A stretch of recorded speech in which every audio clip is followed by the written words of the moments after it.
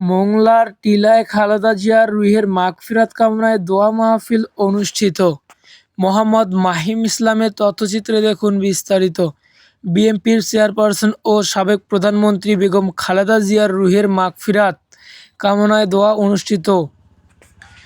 6 জানুয়ারি মঙ্গলবার বিকেলে বাংলাদেশ জাতীয়তাবাদী দল বিএনপি এর চেয়ারপারসন সাবেক সফল প্রধানমন্ত্রী ও আপসহীন দেশনেত্রী বেগম খালেদা জিয়ার রুহের মাগফিরাত কামনায় মোংলা উপজেলার টিলা ইউনিয়ন পরিষদে বিএনপি ও এর অঙ্গ সংগঠনের আয়োজনে বিশেষ দোয়া অনুষ্ঠিত হয়েছে।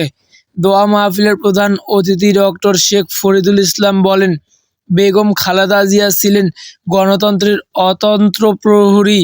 তার চলে যাওয়া বাংলাদেশের রাজনীতির ইতিহাসে এক অপূরণীয় ক্ষতি হয়েছে। এ সময় উপস্থিত ছিলেন উপজেলা বিএনপির সভাপতি আব্দুল মান্নান হাওলাদার, উপজেলা বিএনপির সাধারণ সম্পাদক আবু হোসেন পনি, বিএনপির নেতা শেখ রুস্তম আলী, উপজেলা সাংগঠনিক সম্পাদক শেখ শাকির হোসেন, আবু তালেব হাওলাদার, টিলা ইউনিয়ন বিএনপির সভাপতি মোহাম্মদ ফারুক হোসেন হাওলাদার।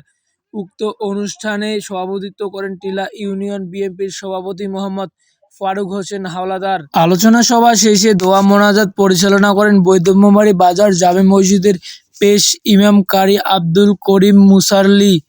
দোয়া মোনাজাত শেষে অসংখ্য মানুষের মাঝে বিশেষ খাবারের বিতরণ করা হয়।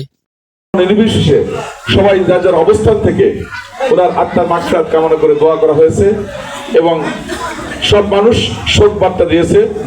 এটা হচ্ছে ওনার জীবনের সবচেয়ে বড় অর্জন। উনি জীবনের শেষ দিন পর্যন্ত এদেশের মাটি মানুষেরকে আঁকড়া রেখেছিলেন। উনি কখনো দেশের সঙ্গে প্রতারণা করেননি। উনি কখনো নিজের স্বার্থের জন্য কোনো ধরনের কোনো আপোষ করেননি। ওনার অনেক ত্যাগ, যেটা আমরা সবাই জানি। ওনার যখন উনি এই 11 পরে ওনার মা মারা গেছে, ওনার সন্তান হারা হয়েছেন, উনি নিজে কারাবরণ করেছেন এবং অসুস্থতা নিয়েও উনি কোনো অবস্থায় কম্প্রোমাইজ করেননি। উনি চেয়েছিলেন এদেশের গণতন্ত্র পুনরুদ্ধার হোক, গণতন্ত্র